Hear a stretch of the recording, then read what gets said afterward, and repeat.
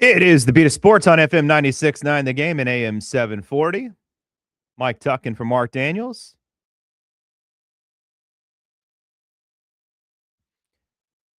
Chris Vasquez here. Hello. Double Shot Tuesday. America. It is Independence Day week. As I was joking with CV earlier, it's a round number, we got to make a bigger deal out of it.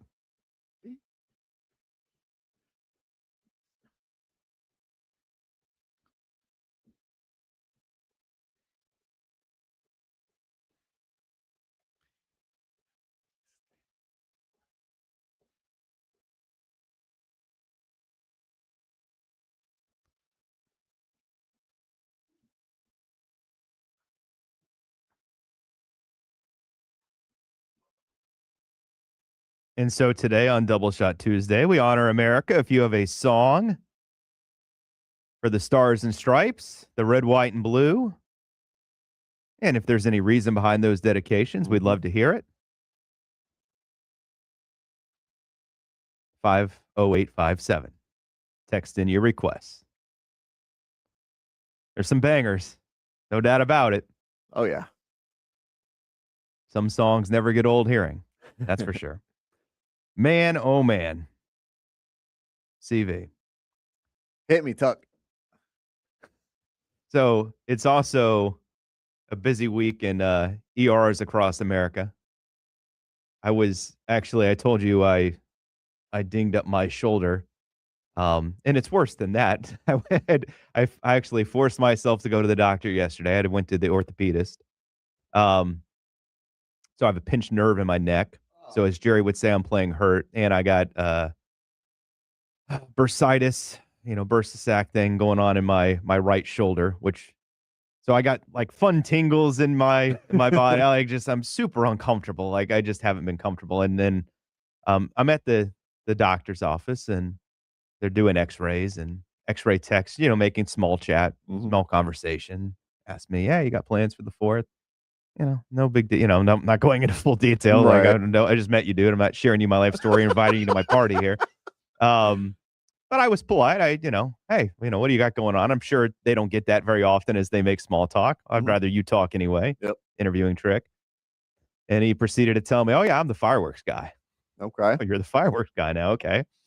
And, he goes on. I opened up the floodgates, man. Dude was an open book at that point. He's got a warehouse he gets him from, and I think he was sort of like hoping I was going to ask who his inside guy was and how he gets these fireworks, and he's explaining to me he's built a platform because the old one was too dangerous, and he made a comment along the lines of gonna be safer this year. Like, well, I said, you saying that suggests you haven't been safe in the past, and he explained nobody died, but he said the whole thing flipped over and. He said, let someone else handle it, and like fireworks are flying everywhere. And I said, you're the reason that the ERs stay busy. Yeah. And he made the comment. He said, yeah, that our main doctor here is on call this weekend. He's off, but he's on call because, people are going to lose their digits. Yep. There's going to be some fingers lost, some hands lost, and Jason Pierre-Paul. Eyes lost, perhaps more this weekend. So please, please, please be. And I didn't get that gene, by the way. Like, maybe the kids want to have a sparkler or something, but I'm good. I'll just watch somebody else light them in the sky. There's you just walk outside your neighborhood this time of year, and you're going to see them. I love the screamers. I love the fireworks that make the loud bangs. That's what fireworks do, Chris. No, there's some that are like the little pop. Like I like the the Lamo ones. Huh? The Lamo ones. You like the big ones. Yeah, I like the loud. You like the ones that really will bass. blow your hand off. If it's not blowing a hand off, I don't even want to light I'm talking it. about just watching them. I'm kind of like you. Like I'll do like the. Do you remember the smoke bombs? The different colored smoke bombs. Like I like those. The little screamers. That would like a little disc that would like kind of jump up and down and just scream really loud. I did stuff like that. Sparklers, the little pop rocks. The little boys all come out, and everybody this time. It's true. Like between New Year's Eve and the Independence Day crowd, there's a lot of Just be careful out there. And no one ever thinks it's going to happen to them. And then you're at the ER at 2 a.m, waiting in line with a bleeding arm. Unfortunate. But my guy was proud. He was proud. Oh, yeah. I like how I got a guy. Well, I like how he started it with, well, no one died, but. Right. Yeah, no one died. But. We're going to be safer this year. Good. I think with your background, you might want to be. You think people in that profession, they're a little bit more cocky because they are in like the health field or. Wait, they know a guy that can stitch them up if they get hurt? Like, oh, I know what I'm doing. I got this. Yeah, you probably can trick yourself into thinking you're. I say quite often people fool themselves when they have success in one area to believe they can be successful in all. That makes sense. Oh, yeah. No, I'm an expert on everything now. I made a little money. I'm an expert on everything. Isn't that how that works? Yeah, I'm sure there are. I was taken a little aback, though, that, somebody that would be so flamboyant in his excitement to celebrate. They like to, well, like you said, not a lot of people kind of turn it back on them. So they don't, I'm sure he's excited about what he's got going on. And, someone asked him about it. He's like, man, it's almost like a brag, a flex. Oh, yeah. He couldn't wait to tell me. I'm sure he was begging for me to ask him where this warehouse was and who's this guy and can I get a hookup? And he's like, thinking, that's all you, babe. You can launch them. I'll watch them from my house. I like good. That. You launch them, I'll watch them. Yeah. You know how much I spend on fireworks? Goose egg? Goose egg. Big zero. I still get to see them. Yep. I don't have to worry about losing a limb. Works for me. It is a big time of the year. It's a big time day. NBA free agency officially gets underway at 6:00 this evening. We, of course, have heard a lot of news already. A lot of trades have gone down or will become official. We'll have more discussions around who could be going where. There's a lot of big names being floated out there. I got some theories on this new era of the NBA that we're embarking into and what it means with how teams are trying to navigate the new CBA and the salary cap and what it means for the Orlando Magic as they try to do the same. I know you're not the biggest soccer fan. You prefer American football. Correct. To what's going on. Mm-hmm. How much did you indulge, if at all, yesterday? Yesterday, not a whole lot. Holy cow. Unless it's America. America plays tomorrow. How much? America or Colombia? Colombia has played great. Yep. They played great. They maybe got a little bit screwed the other night. They're fine. They won the group. Yeah. Still should have been a goal. Okay. But we digress. Yeah, there was one of those yesterday, too. I kind of feel like someone should have got a goal, but didn't get a goal. We'll discuss the World Cup happenings coming up today as well. Marc will not be able to join us today. Unfortunately, his flight moved. And so he's probably on the Big Bird now, flying. So we'll catch up with Marc tomorrow. We're going to do a little bit of UCF talk coming up with Matt Murschel in the 10 o'clock hour. You don't want to miss that. My thoughts on the World Cup, though, and I do have a few NFL stories for Chris as well. Troublemakers. Okay. Unfortunately, it's that time of year, right? It's really just the guys that get in trouble. I don't get it. I don't understand it. You have everything at your fingertips. More money than... You know what's at your fingertips? Money. Mo money, mo problems. Apparently. Problems tend to find you, or you can find them easier when you do have money. We will discuss that as well. Don't go anywhere. It's the Beat of Sports on this Double Shot Tuesday. Text in your favorite American song, however you want to phrase that, 50857. And now, CV with his new book of dad jokes would like to share with us. It's almost like an unwritten rule that when you become a father, you become king of the bad dad jokes. What is Forrest Gump's password? 1Forrest1. Are you ready to laugh? We know at least one person is. Here's CV's dad joke of the day. Oh, that's so great. So I don't think you've seen my new sign. Yeah, I saw it on the stream. Yep. I clicked on the stream last week. Yep. I got my sign. I got my mug. The sign, though. Where's the sign? It's right here. Oh, it's too low. I can't see it from here. Look on the stream. The cameras. Oh yeah, it's true. I can look in the right in front of me. I'm actually looking at CV as opposed to looking down here at you guys. You don't have to drink from the dad mug. Is that your tradition now? If I remember, I try to. Are you a mug guy? Because you don't drink coffee. I don't, but my wife got that for me. And so you're just drinking energy drink out of it? Yeah. But again, dad jokes served fresh. Yeah. Daily. Yeah. And then, yeah, courtesy of Mark's wife, I got my dad joke sign. Nice. So, are you ready? Yeah, go ahead. What did Tennessee? It's a great pickup line. What did Tennessee? The same thing that Arkansas. That's actually pretty good. I kind of like that one. Tennessee, Arkansas. I kind of like that one. I will be sharing that one. Let me jot that down so I don't forget.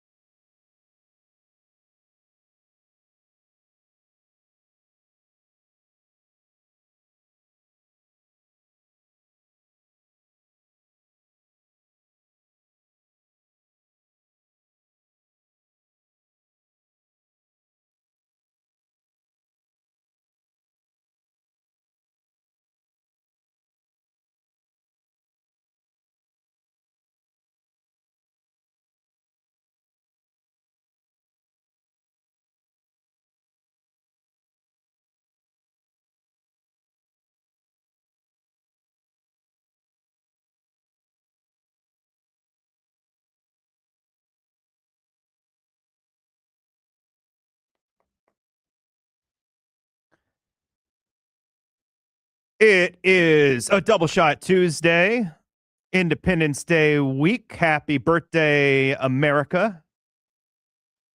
I've been told it's the what now? Oh, hell. See, you got to look it up. Semi-quincentennial? Semi-quincentennial. Yeah.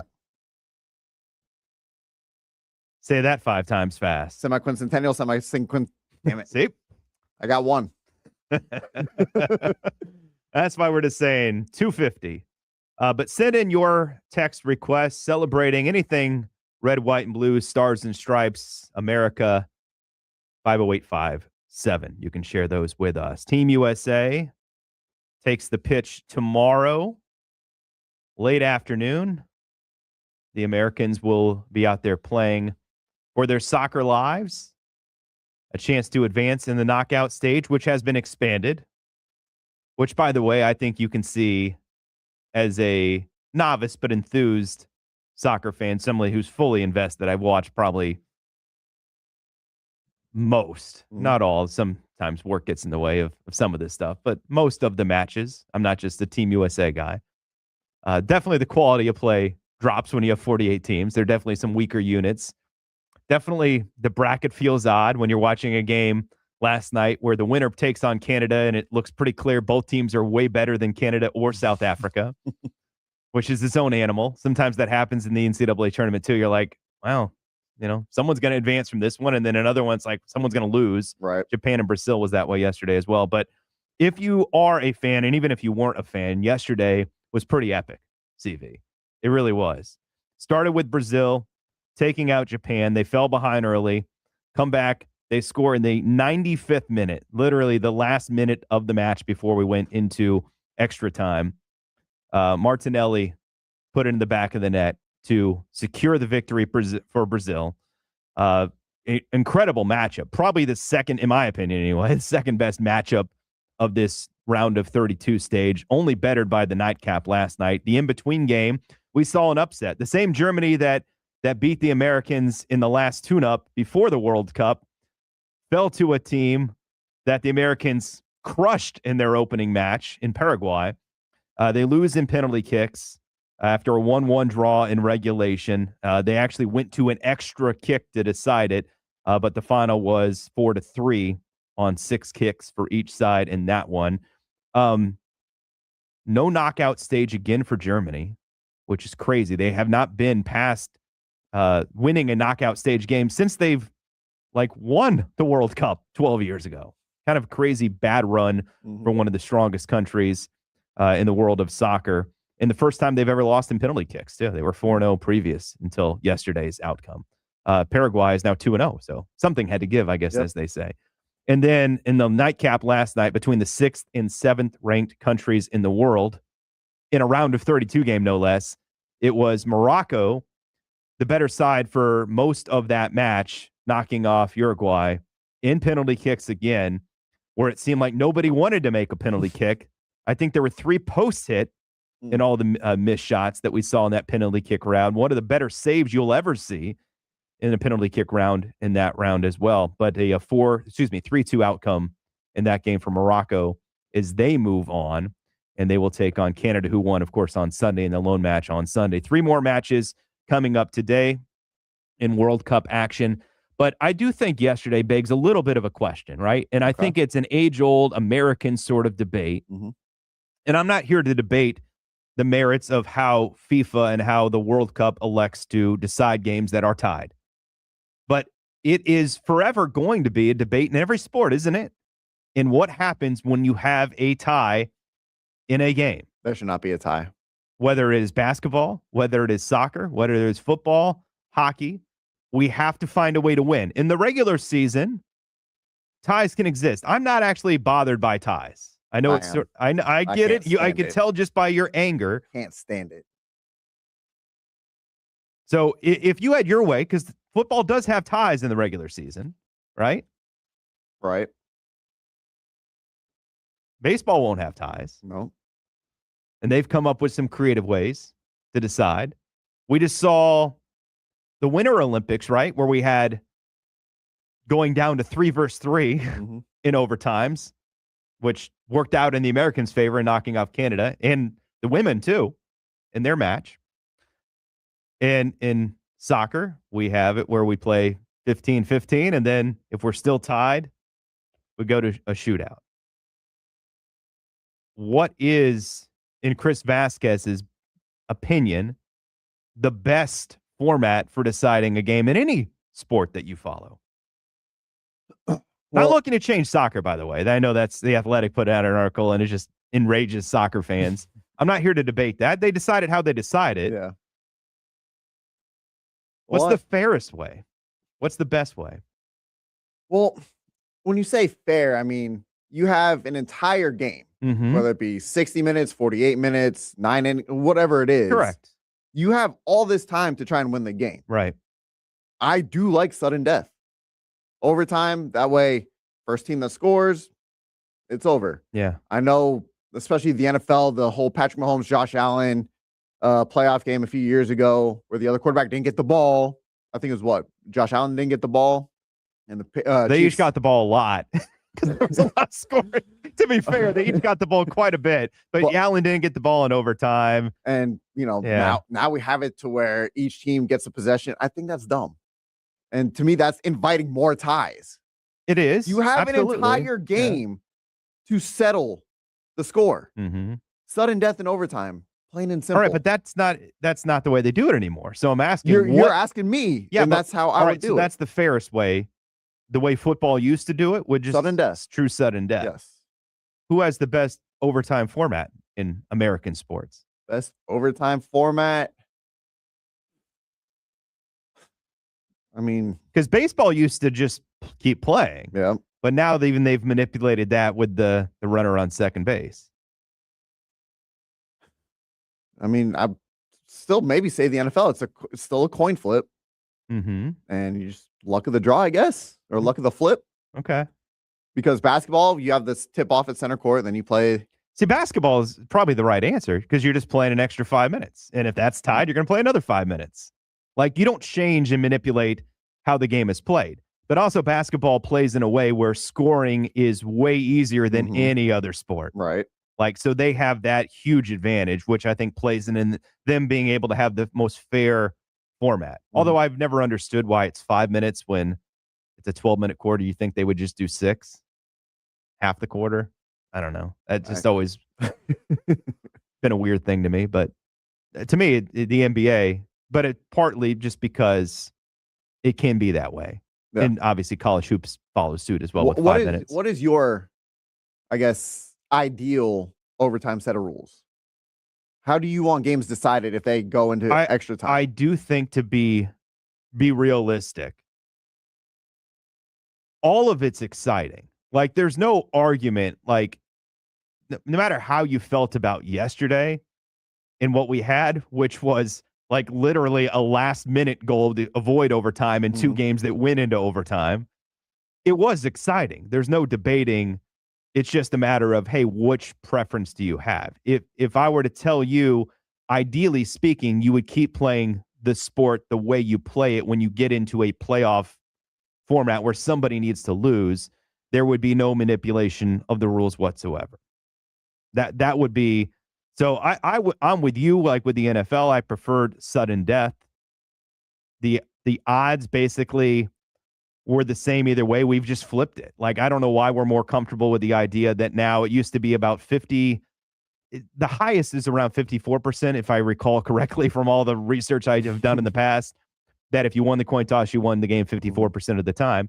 Now it's kind of the other way, is like you're not taking the ball, which was the problem before. Now you're winning the coin toss and you're giving the ball. Well, and a lot of times, it manipulates it just the opposite way. And a lot of times in the NFL, the team that does get the ball first, they're doing whatever they can to take as much time off the clock. So that's slowing the game down even more too. Which the whole point, like the NFL wanted to speed the game up. Now you have it being slowed way down. Well, it goes back to even we saw it play out in a Super Bowl with the 49ers and the Chiefs. Like, the team that took the ball second had an advantage because they knew that's just like what they had to do. College football, it's the same way. Like, I don't like college football's overtime. I've never liked the idea that you start in field goal range right? If you get to go second, it's such a huge advantage because you can go on fourth downs. You Yep. make the decision. The other team makes a mistake. They turn it over. You can just line up after 3 kneel downs if you wanted to and kick a field goal. Doesn't mean you're going to make it in college, by Right. the way, but like it does give you that advantage just based on the format of being a coin toss. Like So I would you- prefer, like I would prefer a golden goal, like in the World Cup format. I would prefer, hey, let's play until somebody scores without any manipulation of it. The same way hockey, although again, the Olympics, they manipulated to 3-on-3 to play less, which again, like soccer, like I'm sure people would be outraged at the idea of, all right, let's play, instead of 11 on 11, let's play 8 on 8 or something, right? There would be outrage that way because you're manipulating the game to try to get more scoring. In a regular season, I'm not as bothered by it because at some point you do think, well, people have lives. I told you last night, like I was getting ready to go to bed at 11. Morocco scored. It's like, all right, I'm going to be up 45 more minutes. And that's fine. I enjoyed the game. I'm not complaining. Here I am, but I was a little bit more tired when I woke up this morning because of it. Like, so I can understand in regular season, you don't want hockey or baseball or football games to carry on forever, that you are going to maybe not even manipulate, but just sort of change the rules a little bit to get an outcome faster. But like we just had it in the World Cup final 4 years ago, both teams scored and that's how we ended up with a shootout to decide the World Cup. So it's fine. I like the shootout. They're exciting. And we wouldn't have gotten a, goal in any of we ended up in the shootout. And at some point, I guess I'm okay with, all right, like, let's go to that. I enjoy shootouts. Yeah. Because, I mean, soccer, for the most part, it's hockey, the same thing. You go to a shootout. It's exciting. Yep. Is it a test of all the skills? No. I think we'd be outraged at the idea of going to like a field goal kickoff or having the quarterbacks try to hit the goalpost from 40 yards or whatever manipulation of it and skill sets you have in football to get there with it. Have a 40-yard dash. Imagine each team lines up their fastest guy. Terrible. But there's not a perfect way to do it, right? There's not an all-encompassing skill to make it happen. But I think basketball is the one that most freely has overtime. It just got me thinking about all the different overtime formats, seeing what we saw yesterday. Yeah, again, I think the NFL has done a disservice by having both teams possess the ball because to me that is going to probably result in more ties. I'd have to go back and I don't mind that in the regular season, though. We don't need ties in the NFL. We don't. It's never going to be perfectly aligned. It just won't be because the second team's always going to have an advantage now. That's it. Like it can't be perfect in football. There's no perfect format. There's the ones you like. There's ones I like. There's ones someone in the audience likes or hates. But there's just not a perfect format. Also, I think they did a disservice when they dropped down from 15 to 10 minutes. Again, they wanted to shorten the games. They were less concerned. And look, we get like on average like one tie a year. Don't need it. Don't need it. CV is not into kissing your sister. No ties for him. No ties for him. You never heard that. You have heard that, right? Yes. All right. I'm just not want to freak you out thinking, what is he talking about? No, it's an old saying. Yes. For you kiddos out there, maybe haven't heard that one. NBA free agency starts today. We've already had a ton of moves in a lot of speculation, but I do have a message for Magic fans that I want you to hear in regards to why this may not be the worst thing for the Magic this offseason, that they're handcuffed, if you will, into what they have. That's coming up. It's the Beat of Sports on FM 96.9 The Game.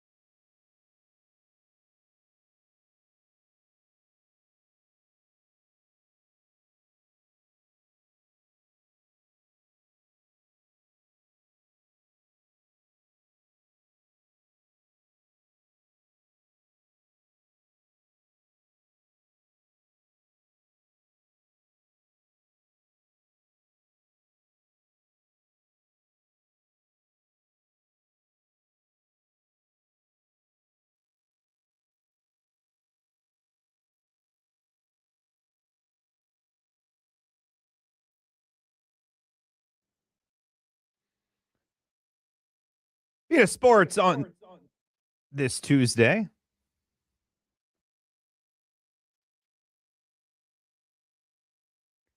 we are live and streaming on YouTube, which I momently forgot about for a reason that I don't need to note now. No, I was listening to something on my computer and forgot to mute it when we came back there. Had me thrown off for a second. I'm like, Yeah. what I do know I you're have looking out? around. I may as well just tell you that I got it. It was me. Life of a producer. 50857. Text in your song honoring America today on Independence Day week. A little note keeping. I will be back in here tomorrow with Marc off again. And then everyone's off Thursday and Friday this week, I've been told. I know she's not here with us, but I also want to give my mom a little happy birthday love. Her birthday Aw. is July 4th. Oh, wow. So that's an easy one to remember. Yes, this will be my second year without her. And I know how much that's affected you, and certainly wish you all the best, because that's the downside with having a birthday on a date like that. It makes it very easy for you to remember, especially on a day you're supposed to be celebrating. So Right. certainly creates a conundrum for you, I imagine. Happy birthday to my heavenly mother. How old would she have been? She would have been 65. 65. Wow. Yeah, the news that we talked a little bit on the bridge today about Chris Johnson just being 39 with ALS, I guess diagnosed a year ago. So at 38 is just, everyone's nightmare fuel, right? Like it happens every day. We lose people way, way before they should leave this earth every day. And it's just terribly sad to see somebody afflicted with such an evil disease like Chris Johnson, especially when it has gone downhill so quickly for him. But it's a reminder, again, cherish every day, cherish the people around you, tell them you love them, forgive and forget. Life ain't worth holding all those grudges, no doubt about it. So feel free, 50857, to text in your songs. I mentioned we are streaming on YouTube as well, 96.9 Game On. Forgot to mention that earlier. I think you guys know the routine, but worth mentioning if you wanted to see CV looking like he's going on. I told him he looks like he's going on holiday. Decked out of my flamingos. He's got his flamingos on. Last time I wore the shirt, Mark made fun of me for it. I don't see anything wrong. I like my flamingos. It's one of those you are pigeonholed almost in a vacation shirt. My wife got me some before our last cruise, and I wore one like literally on a day I was here, and then we were going to the ports right after. And I wore one on another day, and immediately it's like, oh, you going on vacation? No, just what else you got? I mean, like, want to be casual. You can only wear the shirt on vacation, I guess, right? Like you kind of get stuck with that. So NBA free agency, 6 o'clock tonight. We have the untethered version. They can't officially sign contracts, but we can talk, which of course everyone's been talking, and there's plenty of news out there, deals that have been done, deals that will be done. I wanted to spend a few minutes here, though, talking about the team that probably won't do much early. The Magic will have some financial maneuverability. Jamal Cain did get brought back yesterday on that team option, so that's one extra spot on the team filled out. They still have a couple more to go to fill out the rest of the roster. But it's a hard sell when you've come up and butted your head against the ceiling. And it's even a harder sell coming off a year where you finished as the 8th seed in the Eastern Conference, regardless of how the Detroit series went and regardless of whatever you want to sell yourself on. Like if Franz would have been healthy, they would have, like, we don't know any of that. Like, it's great if you want to imagine that being the case. I'm sure Oklahoma City is not comforted by the idea that they would have won the NBA title if Jalen Williams had been healthy too. It doesn't do anything. You can have that real discussion. It maybe is an argument when you're as good as them. Hey, let's just run it back. And that's what it looks like they're doing to some degree, is just running it back. And they won a title, right? There's evidence of success. For the Magic, there's a whole lot less evidence, right? And I know Kelly likes to say, show it to me, right? Show me the evidence. Well, the Magic don't have that. Right. And so really the alternative to this offseason would be investing in a mega deal, which we've discussed to some degree even before the Giannis move, whether that was the move. Jaylen Brown move. I know people still throw that idea against the wall as an idea. That's the only real way to adjust this roster, is to do that sort of thing. Well, the Knicks were faced with a similar decision a year ago when they came up short in the conference finals. And even Josh Hart, I think, said after the fact is, yeah, we probably were a little overconfident after picking off Boston that we would just beat Indiana and get to the finals, and they lost that series and obviously didn't get there. They changed coaches. They added some fringe to their roster on the back end of it, but left their starting lineup basically intact. regardless of what those flaws look like, with their two best players being liabilities potentially on defense with Jalen Brunson and Karl Anthony Towns, they said, hey, we got great wings. We like the heartbeat of our team. We're just going to have a new instructor and Mike Brown come in, and hopefully we get different results. Through the regular season, there was no evidence that it changed anything. If we're being totally honest, they still finished as a 3 seed. They were behind Boston, who we expected to regress, right? There was no like, oh yeah, no, it clearly was a good move until they were down 2-1 to Atlanta, and then it started to come together for them. Before that, there was no evidence of it.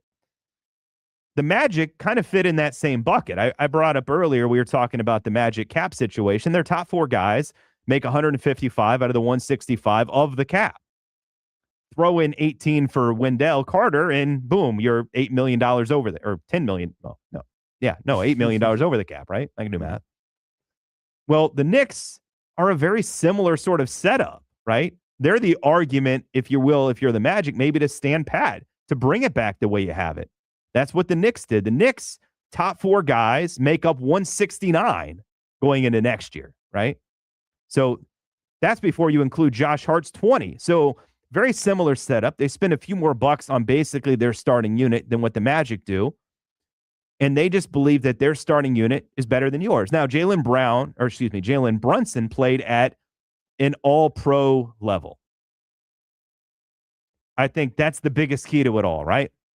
He's their 3rd highest paid player, and he played at a top 5 player in the world level in the NBA playoffs.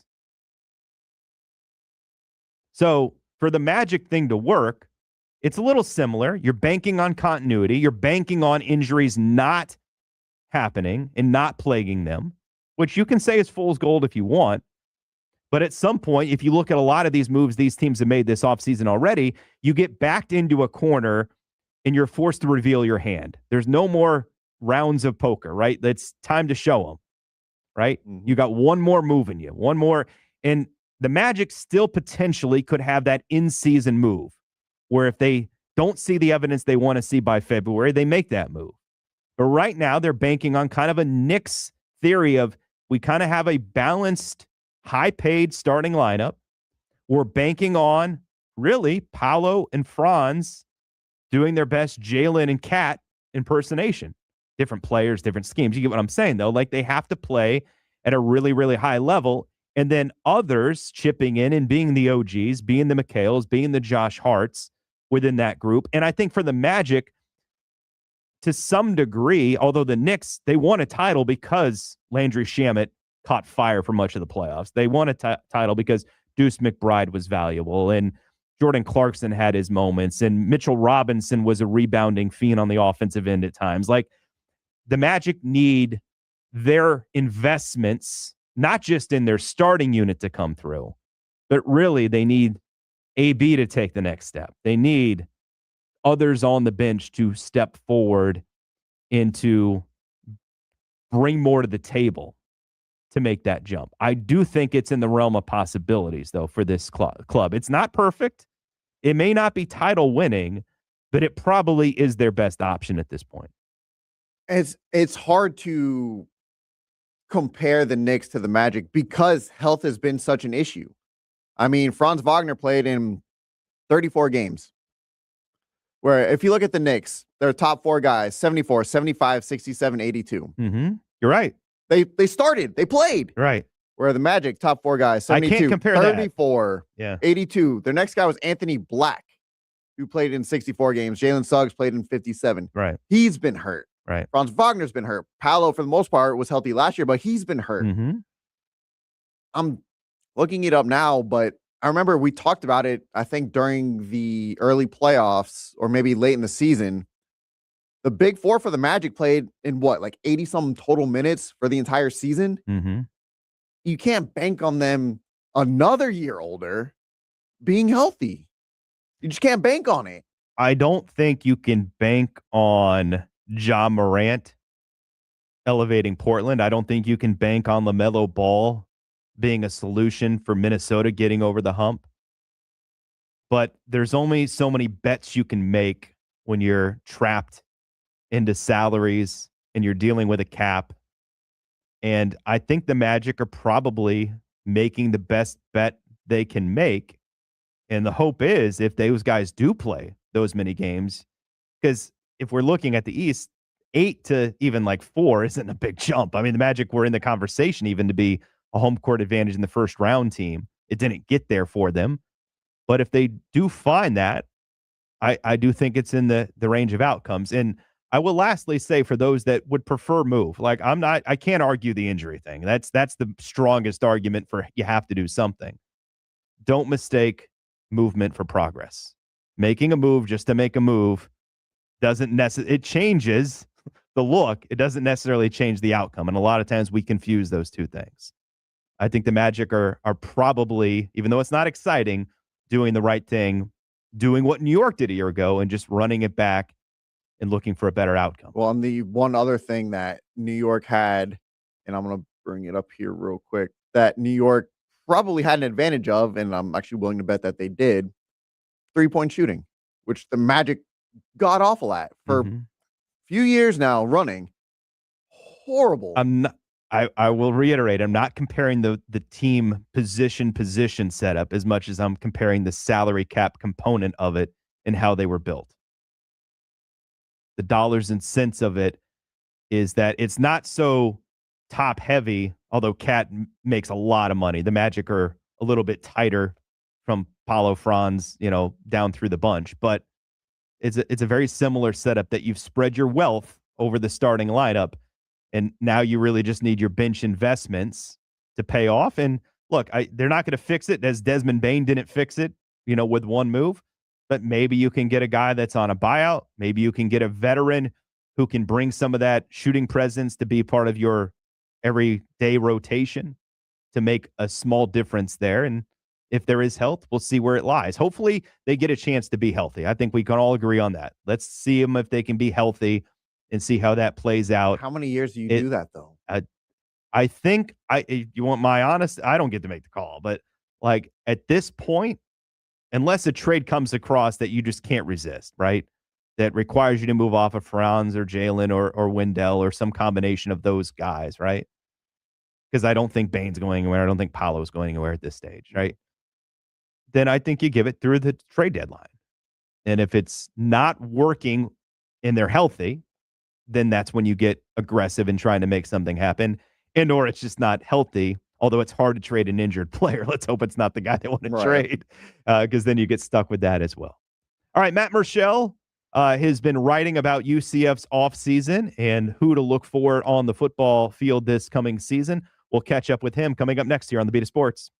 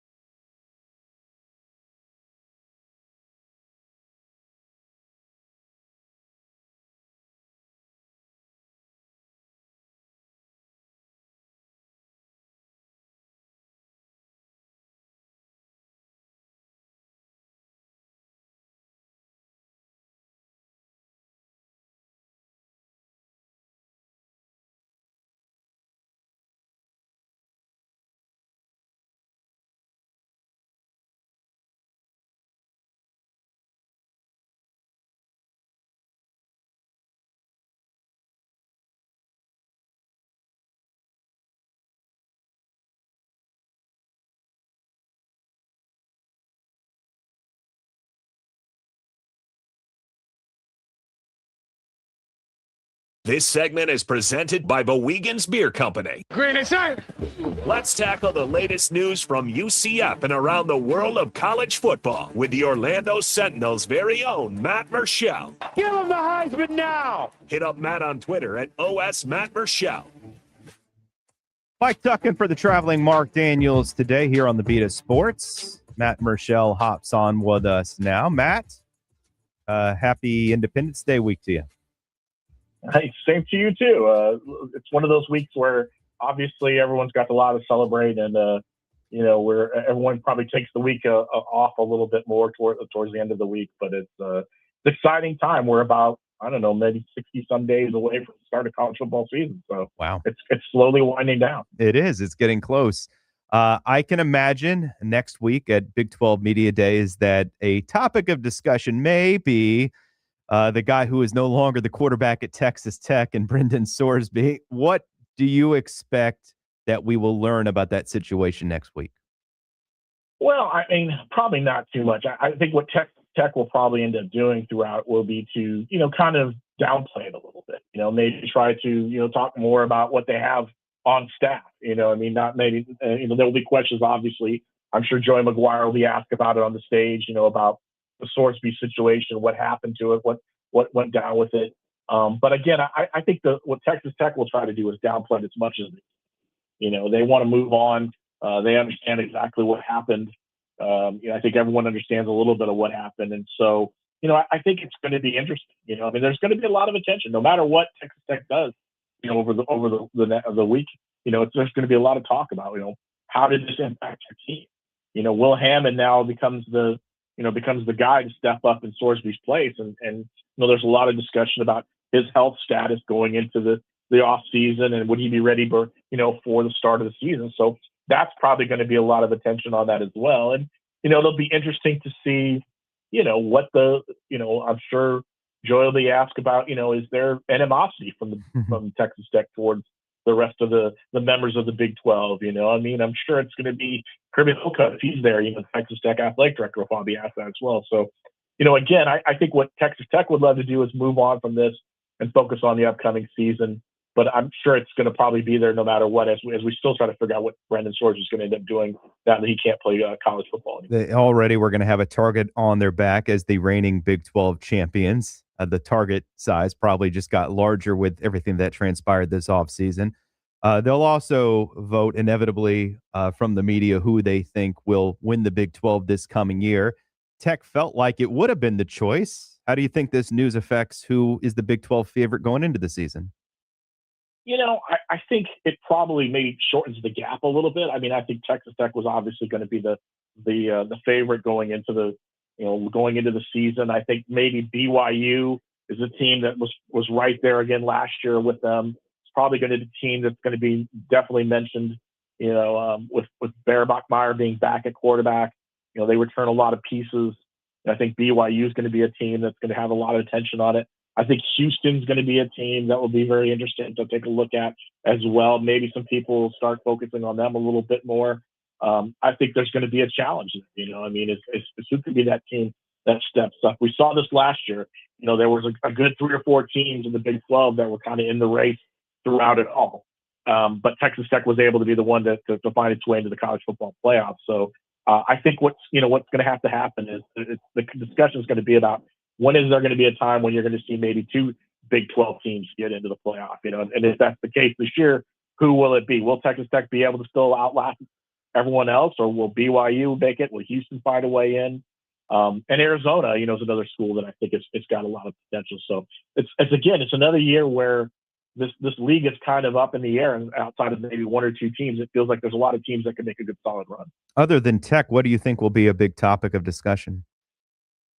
Well, I think a topic of discussion, I think that we'll kind of not focus so much on football. Maybe, they're obviously the NCAA discussion about, 5 for 5, when it comes to, 5 years of eligibility, for players. I think there'll be a lot of talk about that, whether or not that's something that, players believe or coaches believe this is going to hurt. I think a lot of coaches believe this will help maybe alleviate some of the problems that are going on with the game. So that'll be a discussion point moving forward. I think there'll be some, talk about, especially from the commissioner Brett Yormark about, with the idea of bringing the league's media rights deal up. Maybe trying to jump on it early. The media rights deal is supposed to be up in 2030 for the league.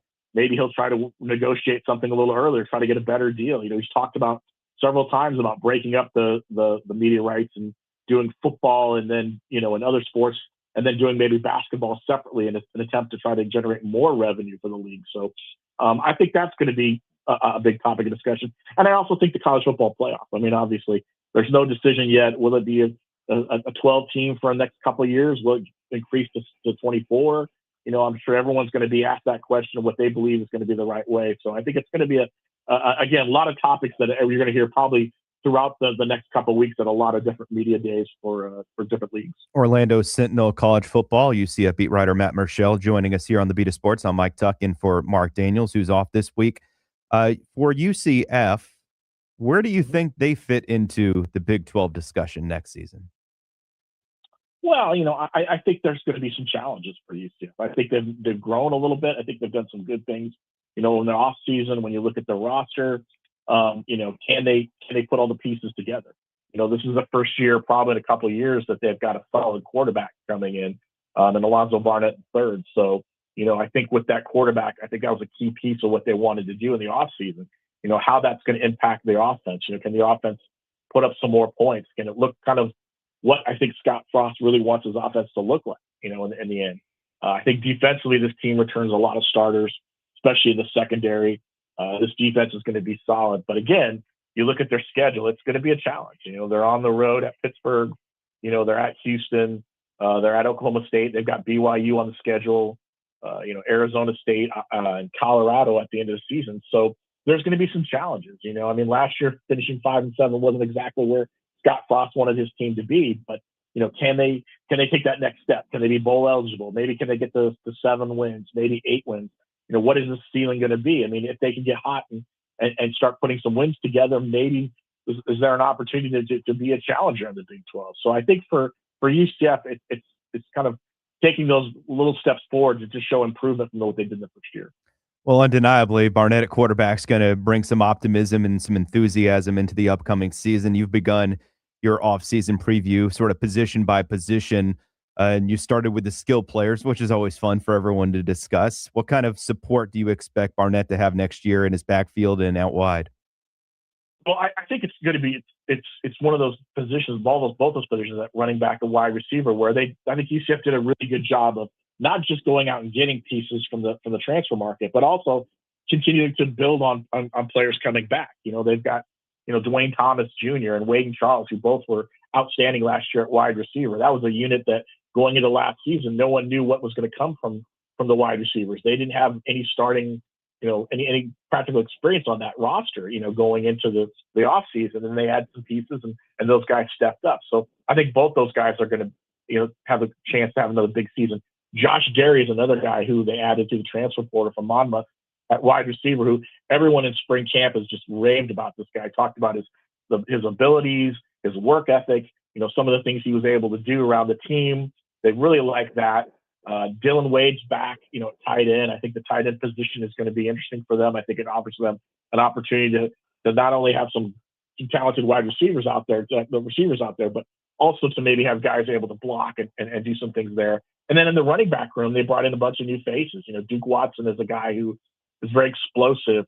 He was injured and banged up a little bit last year, but a guy they believe can be very explosive in the running game. Landon Chambers is another guy that they thought, is a bigger type back who they feel can really kind of plow forward and get them some tough yards.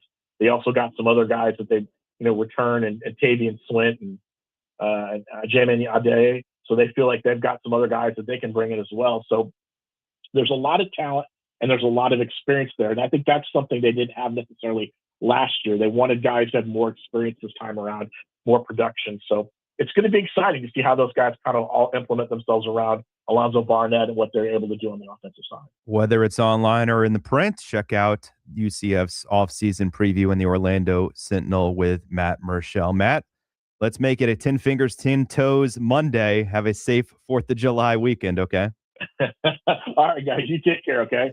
Matt Murschel, he's the best. He's so good with everything college football. And Big 12 Media Days next week. As I was informing CV, I'll be here Monday as Marc travels out to Frisco, Texas on Monday, and then he'll have coverage out there on Tuesday next week. Time for your World Cup update. This World Cup update brought to you by Fiddler's Green Irish Pub. 3 games on the pitch yesterday. It's the knockout stage, round of 32. Japan took an early 1-0 lead in the first half. Brazil tied it up. And then in the 95th minute, it was Martinelli for the win. Bruno Guimaraes. Oh, and here's a chance. Martinelli. Brazil have won it. They've stolen it right in the death. In the final seconds, 2-1, Brazil escapes a great opening round matchup against Japan. Paraguay in Germany, an upset on the pitch. They played to a 1-1 draw through both overtime sessions. 4-3, Paraguay escapes in penalty kicks in that one. Morocco and Netherlands, much the same, a top 10 matchup, 1-1. And then in extra time, it's 3-2 in penalty kicks. Morocco advances. 3 games on the pitch today, starting with Ivory Coast and Norway. This update brought to you by Fiddler's Green Irish Pub.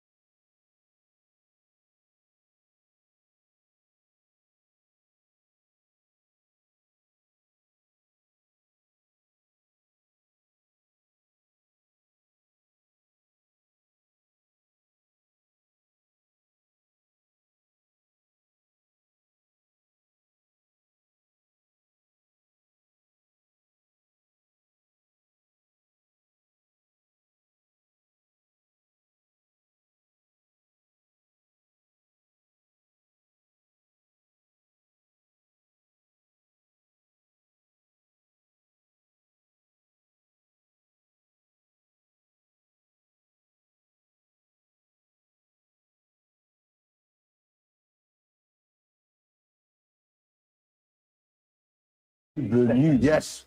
Now it is time to do the news. But now it's time for the news. 11 o'clock, WYGM Orlando, WJRR, HD2 Cocoa Beach, FM 96.9 The Game, and AM 740, Orlando Sports Leader, online streaming at YouTube. Hello, everyone. 96.9 Game on. Chris Vasquez here as well. We went through the World Cup scores from yesterday. We do have 3 more games that will be elimination games today. Ivory Coast in Norway should be a fun game. Great story with Ivory Coast. Norway, a very good squad as well. That's a 1 o'clock start there. France in Sweden from New York. That's a 5 o'clock kick. France looking like the favorite they have been pegged to be going into this thing. And then at 9 o'clock tonight, what should be a fascinating game, really, Mexico and Ecuador, the game of the day. Talking above my pay grade, but they're saying, Ecuador is going to have fans there, even though the game's in Mexico.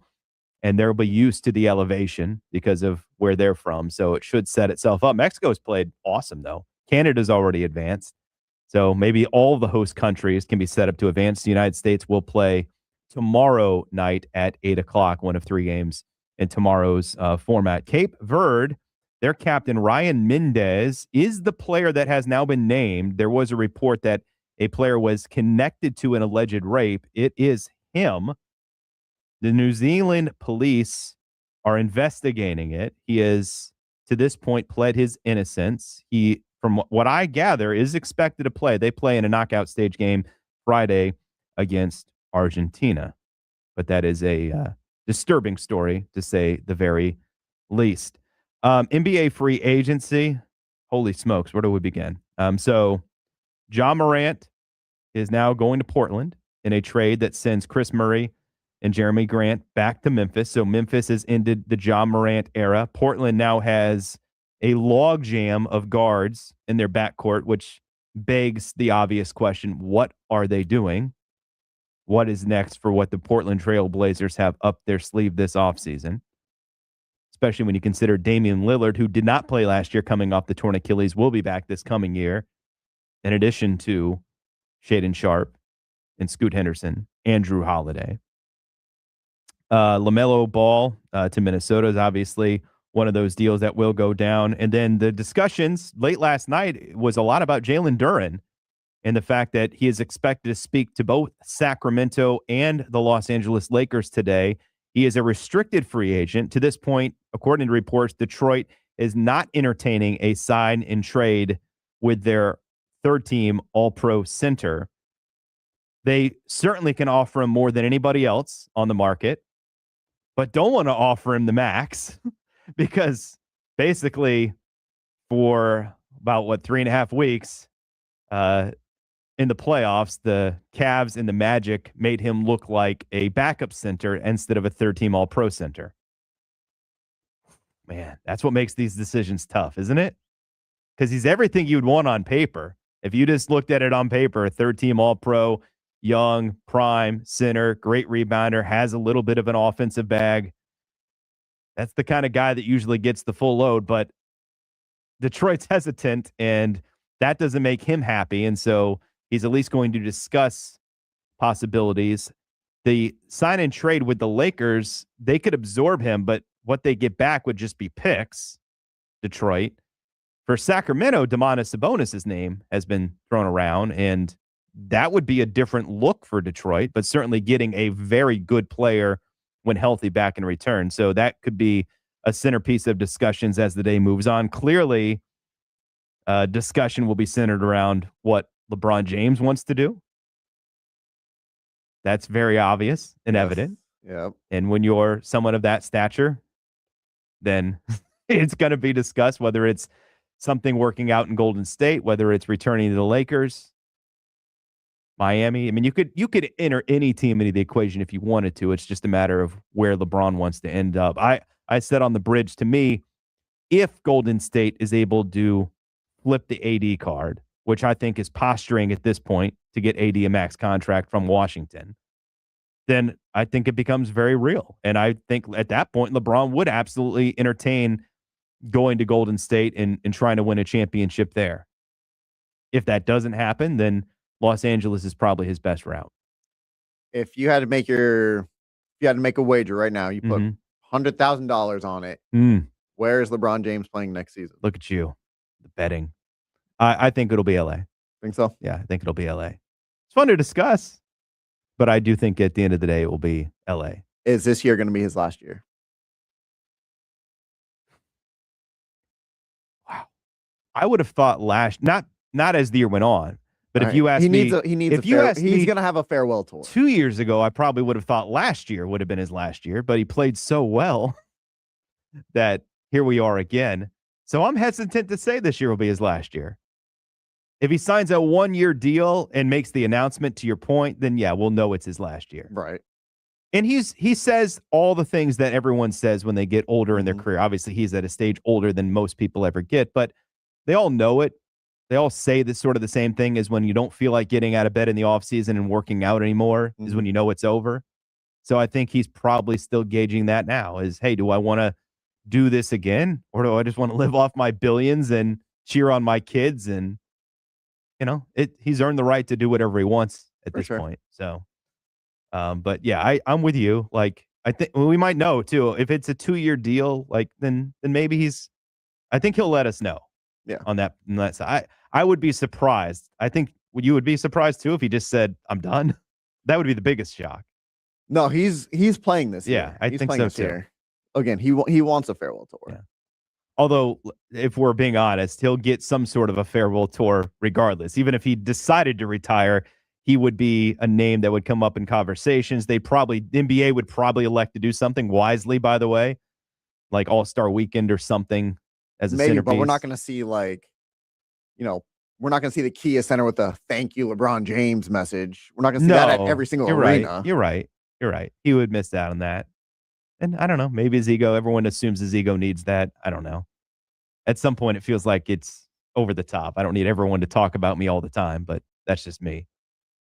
Oh, I mean, ego would be, does he really need to take on, a $50-60 million 1-year deal? Or could he take a significant pay cut and go somewhere? That's ego. Yeah. Yeah, it's a tough decision. But I think he'll be back this year, and I wouldn't rule out, a year beyond that.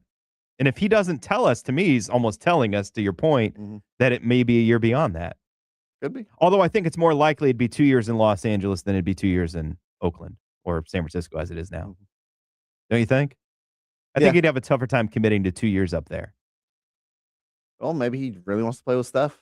The only thing about that whole thing is, and I do think he'd love to play with Steph. I knew he loved to play with Luka. Like, LeBron's been very vocal about wanting to play with great players throughout his whole career, right? Like, this isn't like a great mystery. He wants to play with guys that know what they're doing on the floor because he's got as high a basketball IQ as anyone that's ever played the game.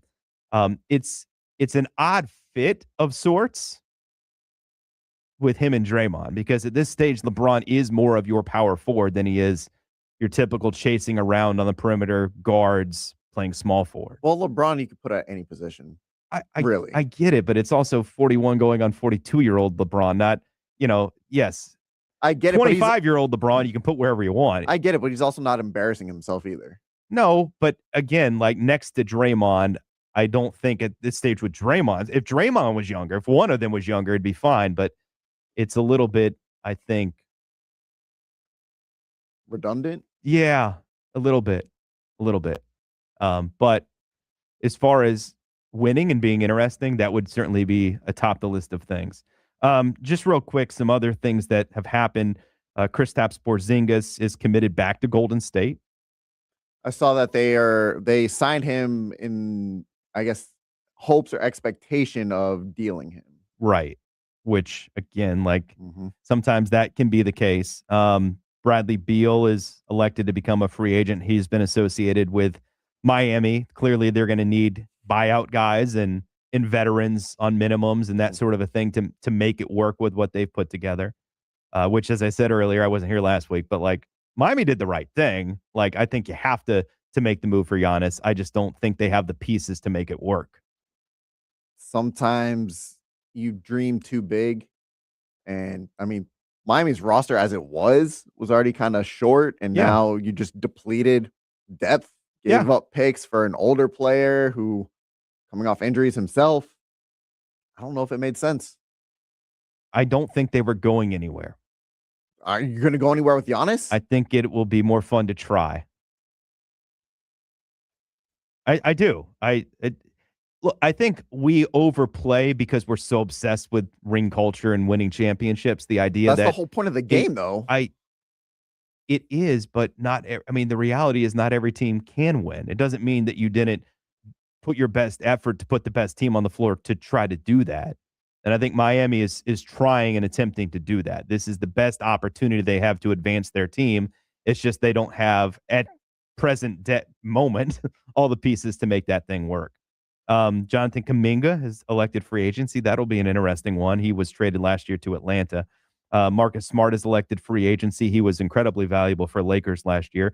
Landry Shamet going to go back to the Knicks. He was a spark plug off the bench in his shooting. Lou Dort, a little bit of a surprise to me. He's going to stick. So the Oklahoma City's keeping Dort and Hartenstein, which kind of thought at least one, if not both of them, might be gone this offseason. So we'll see if they got another trick up their sleeve. Otherwise, they're going to be real expensive. Real expensive. If they're winning, I don't think they care. No. Champagne's back with San Antonio. That had to happen. He has been the unknown quantity of that starting lineup that really came through for them all postseason long with his shooting. Yep. Nurkic back in Utah. They got a fascinating look at this offseason with Walker Kessler and what they want to do there because they got a lot of front court depth. And I don't know if it makes sense, as good as Kessler can be, to keep him. We'll see what happens there. And Kevin Huerter in Detroit, again, in flux, signs a deal with the Pistons. When we come back, Jorge Posada, I don't know if you caught this, made some interesting comments about how he cannot watch baseball today. And it just reeks of get off my lawn. It really does. And I'll explain why next.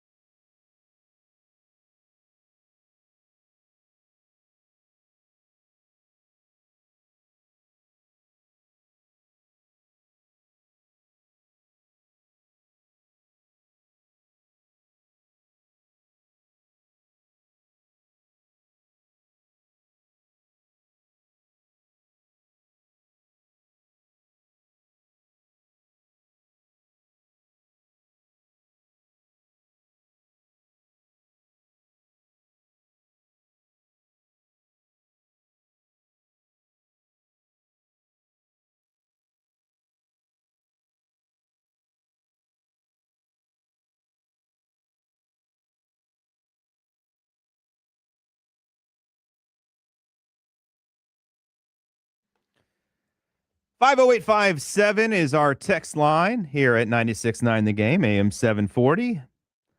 In honor of America, Independence Day week, we are taking your requests for celebrating the red, white, and blue, the stars and stripes this week for Double Shot Tuesday. Mike Tuck in today and tomorrow for Mark Daniels. Chris Vasquez here as well. And nothing's more American than baseball and apple pie, right? So Jorge Posada, Yankee great. I think that's fair to say. Yeah. Great catcher, Mhm. part of championship teams with the Yankees.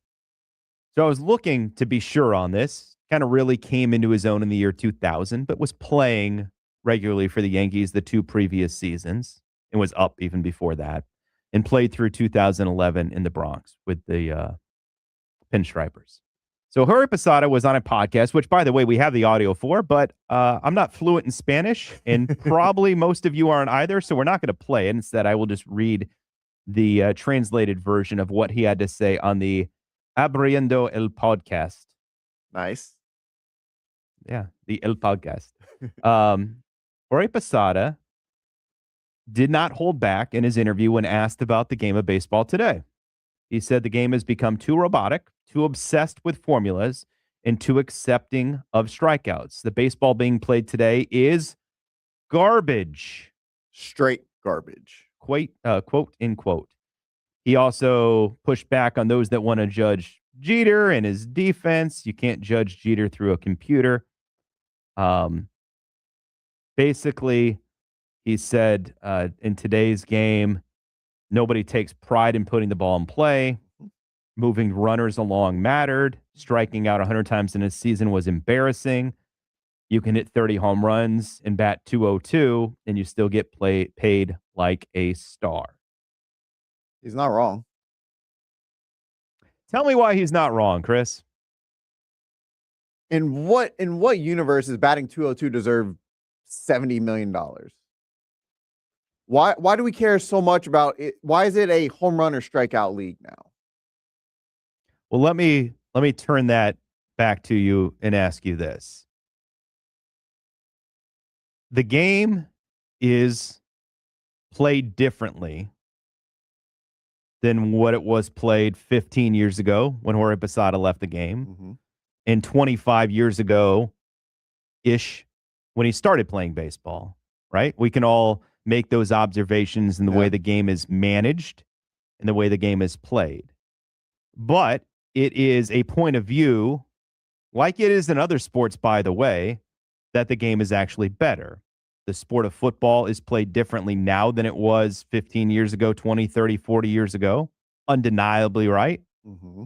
With positions and formations and strategies, offensively and defensively. Mm-hmm. Basketball, much the same, can be said in basketball. And kind of like basketball, probably as much as you would say with baseball, even went through some adjustments because of, in baseball's case, steroids played a big role. And in basketball's case, the physicality of the game played a big role in, if you will, how the game was played, where we just had the Spurs and Knicks in the finals, where we were visiting back in 99 Spurs and Knicks in finals when we were having games they were scoring in the 70s versus now when we're getting games scored in the one teens on average, right? Right. Is the game better or worse? That's up to you to decide. And if you choose the way Jorge Posada chooses to describe it as worse, I won't argue that that is your opinion of how you like to watch the game being played. But worse from a result standpoint, you can't make that argument. The game is in no worse shape as far as the basics if you want to talk about offense. And so I just very quickly looked up the numbers. What was a baseball team doing as far as runs scored in the years he played versus runs being scored in the way the game is being played now? This year, we're averaging 4.49, basically 4.5 runs a game per team. Okay. All right. The year Jorge Posada left baseball, it was 4.28. So for all of what he is saying in regards to we don't put the ball in play. They don't play the right way. The results have been better. Teams have been scoring more runs. How can that be if you feel like the game is in a worse place in the way that managers are choosing to play it both offensively and defensively in the decisions being made by their pitchers? If you want to even go further back to the year 2000 when Jorge Posada really jumped up in his profile for the Yankees and winning a World Series, they were scoring 5.14, which was the height of the steroid era, which is his own animal, and the numbers gradually trickled down from there. So I would just say it's different. You may not like some of the differences, the way old heads argue about the game being better back in the day versus any sport and the way it's played now. But I wouldn't necessarily, I don't think you can make the argument that somehow it's worse than it was. I agree with Jorge Posada because you have guys like Juan Soto, who this year is actually batting a little bit better, but Juan Soto was awesome last year. He was an MVP candidate last year. 43 homers, but again, it's the striking out. It's either home run or strikeout. There's no For a small lot of ball, players, no yeah. sacrifice. Right. The game's played differently. It's differently, and it's played differently with pitchers as well, you would acknowledge, right? Well, Which yeah, you have probably the six-man contributes to that. six-man rotation. You have relievers coming in to start 2-3 innings. Right. You have guys going in and you're manipulating the exposure of pitchers to batters. You're having guys going in relief earlier, fourth inning, fifth inning, as opposed to, as he pointed out, no one's going 8 anymore. I think and I make this argument. I make this argument all the time with Mark, and we go back and forth. Analytics are playing too much of a role in today's sports. It's just too much. We don't go off of flow of the game or what our eyes tell us. We go off, all right, we've hired 30 guys to be analytics people. What do they tell us that the data shows We're watching it differently, but the results are mostly the same. And by the way, I would argue against Posada and you to some degree, the teams that ultimately do win the World Series, i.e. the last 2 years, the Dodgers, they do hit well. When you have the best player at every single position. Well, that's the team that's winning, though. And they're not fitting into that box of, hey, it's strikeout or bust. They hit home runs. The teams that win World Series, if you look back over the stretch of the last 5 years or so, always high in batting average, always do the little things, always defend, right? Mm-hmm. Pitching, bullpen starters, they check all the boxes of a champion, no different than they were checking those boxes 15 or 20 years ago, right? If you become too analytically driven, all or nothing, it brings on negatives. If you're 3 true outcomes, you're going to welcome some negatives, and those teams aren't winning World Series as much. Doesn't mean they're not productive, but it does get down to the point where you're playing against the best in the postseason. You do run into some problems. So I would just argue, you don't have to like it. Posada doesn't have to like it. You don't have to like it, but you can't argue that it's worse. Just like you can't argue the NBA's worse now or the players are worse now. They're evolved. They're different. The game's played differently. Baseball's played differently. Football's played differently. Quarterbacks aren't necessarily better. They throw for more yards because they're asked to throw it more. Running backs aren't necessarily worse than they were 40 years ago, but they're not asked to handle the ball as much as they did 40 years ago. The game is just literally played differently, and you don't have to like it. There's some elements that you will like and some that you won't like. That's it. That's all there is to it. I don't mind Posada voicing his opinion, no more than you. No. But I would fight back to say that the game is in worse shape. If we were in a position where the runs were significantly less and pitching had become too dominant, right? Well, then you get back to Bob Gibson and we got to change the height of the mound, right? We have to make an adjustment for the sake of an adjustment. Baseball has made some of those adjustments. They made the adjustment to move off of the shift to allow for players to put the ball in play more often. Yes. So banning the shift is ridiculous. And yet you're the same person that would argue like Posada. You want to see runners on the move. Stolen bases have been way up. We've gotten players to run on the base pass more. Can we acknowledge that? We can. A lot more. So, I think the biggest thing is, and again, I would agree with him, goes back the year 2000. Uh-huh. The average batting average was 270. Mm-hmm. We're down 30 points to 240 in today's game. Mm-hmm. And yet again, the runs, it's home run or runs, strikeout. The runs are still being scored at a rate that's pretty high. Now, of course, you're talking about the height of the steroid era when you do note that year in particular. We have to take that into account. It's Tennis is played different. Every sport across the board denying is that played differently. everything is changing, everything is evolving. And you're looking for the next angle of it. Like everyone's trying to replicate what a champion does, how they were built. Right? That's usually what we do. Every year it's like, oh, how did they do it? How can we do what they did? How can we put on paper what they did? It's easier said than done. Sometimes the next trend picks up before the other one even took off. On the mark, off the mark, or as we like to call it, tuck it or untuck it, is coming up next.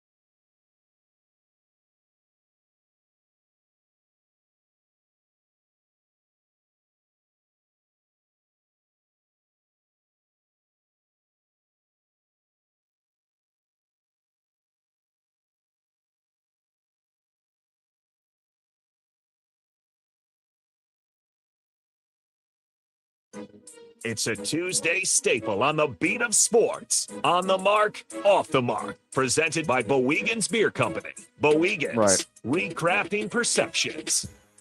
Talking to Tuck off air, and my right got on air. On the mark, off the mark, except Tuesday when Tuck is in, we call it Tuck It or Untuck It.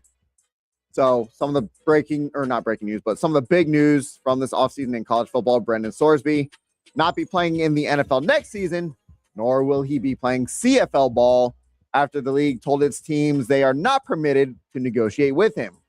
So where will Sorsby be playing next season, if at all? UFL co-owner Mike Rapoli called the UFL, quote, the league of opportunity. But will Sorsby take it? We don't know. Would you tuck it or untuck it if I said that the best thing for Brendan Sorsby to do while he waits for next year's NFL draft would be to just disappear and let people forget about him until next April? Maybe get off the Hard Rock app. Maybe have his attorney stop talking, his agent stop talking, Texas Tech stop talking, Cody Campbell stop talking. Maybe just have all of them stop talking and he just kind of fade into the mix. Inevitably, that is what will happen because we'll stop caring about it. Like with any story, we eventually move on to the next thing. And for football, God knows we'll be on to the actual guys playing in the games. You're right. No, tuck it. This is right. You got to just, if you're him, be on your best behavior. And then it's no different. It's his backstory's different. But if you remember back to the 2020 COVID shortened college football season, a number of stars, Jamar Chase, Penei Sewell, Javon Holland, there were Micah Parsons, top 10 picks that sat out because they didn't want to risk whatever association you would say with COVID in a shortened season. They felt like their draft stock is where it was. It didn't affect them at all. And I'm naming stars because dudes became stars. Do you anticipate Brendan Sorsby becoming a star at the NFL level? No, but that's not what my point is. My point is he's not really going to be affected one way or another in his draft evaluation unless he gets in trouble again. And even that might restrict who would want to invest in him because of, what the backstory is. Yeah. So, do you think he regrets, and I'm trying to phrase this delicately, you think he regrets taking the I'm addicted to gambling route as opposed to... No, I bet he doesn't. See what I did there? No, he's still got $1 million. That's the crazy thing is... He got over $3 million, yeah. Tech paid him to go away. He won this bet. He did. He won this bet.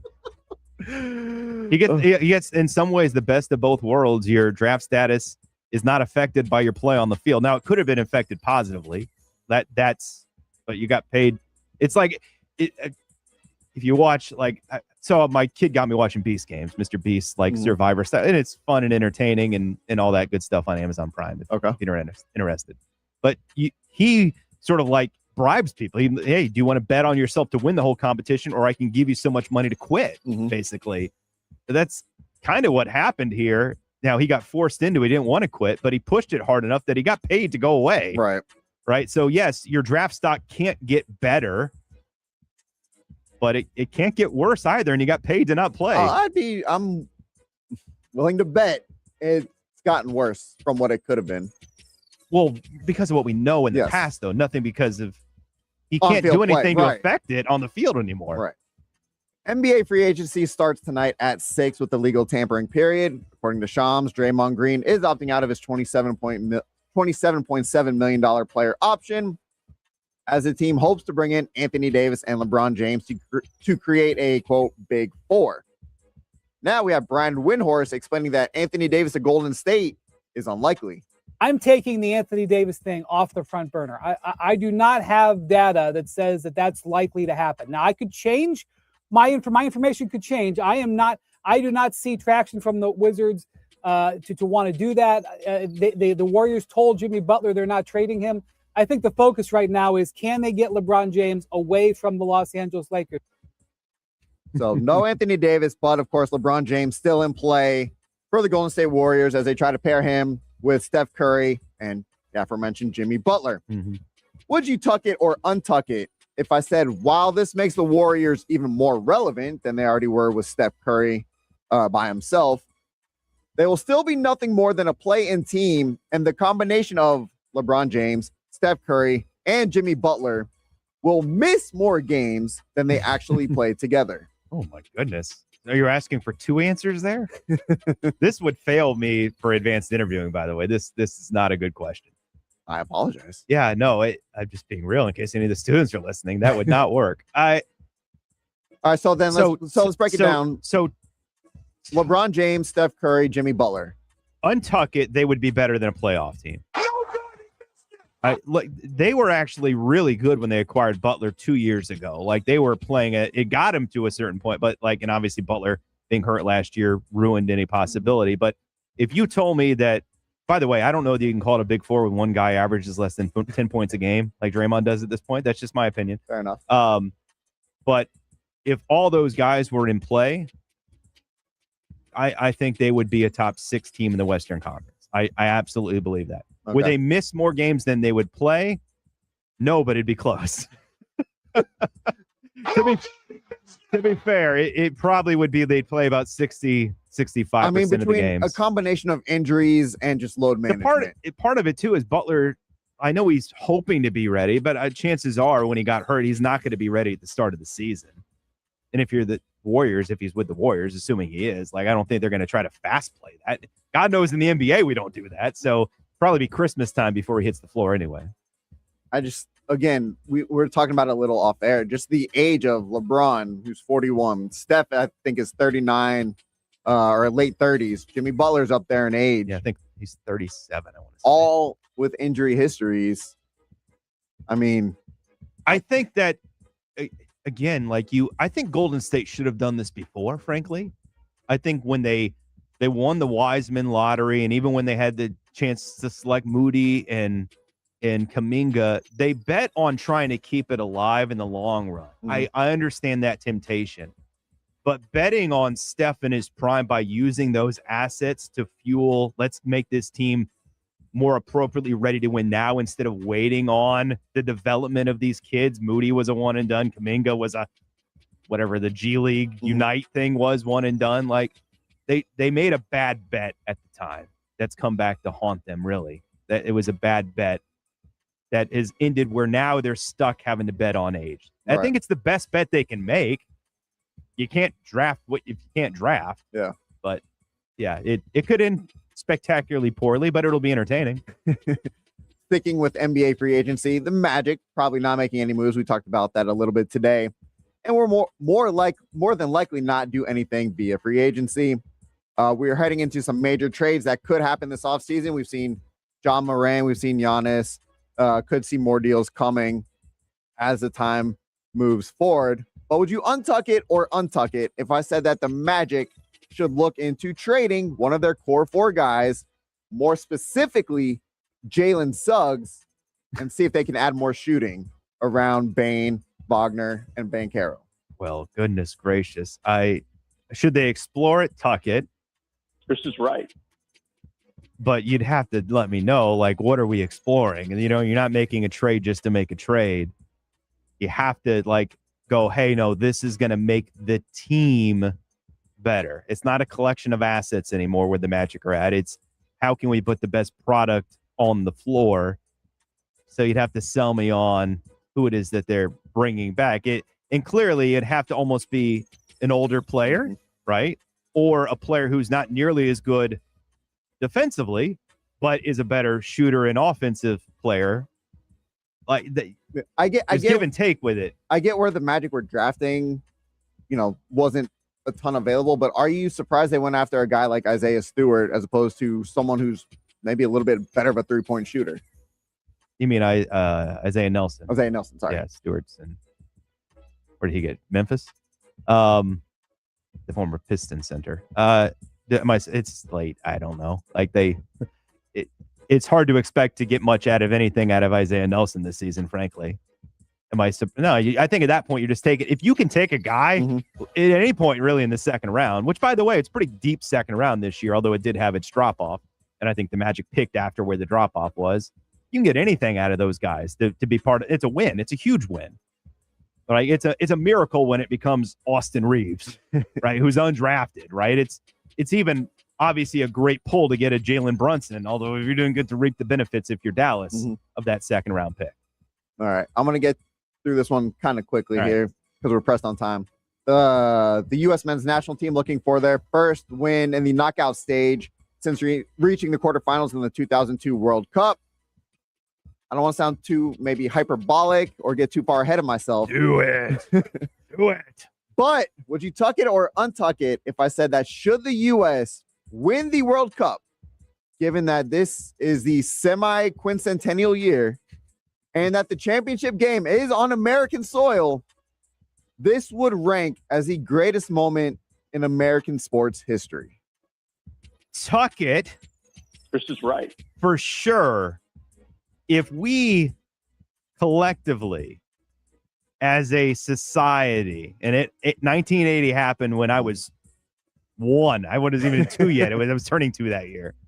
And we still talk about it today. And it wasn't even like live on television. Nobody was tweeting about it. Most people found out about it after the fact. If we're holding that up as the standard in American sports history moments, which many do, then winning a World Cup on your home soil as almost as big of an underdog, if not as big of an underdog, would be in this era, yes, far and away. I don't think it's hyperbolic. I think at that point we would have beaten who's in front of us. We would have probably knocked off France in the semifinals, like maybe beat Messi for the yes, 100%. It becomes the greatest American team sports moment. All right. Tuck it or untuck it. Nice. Notes and quotes next.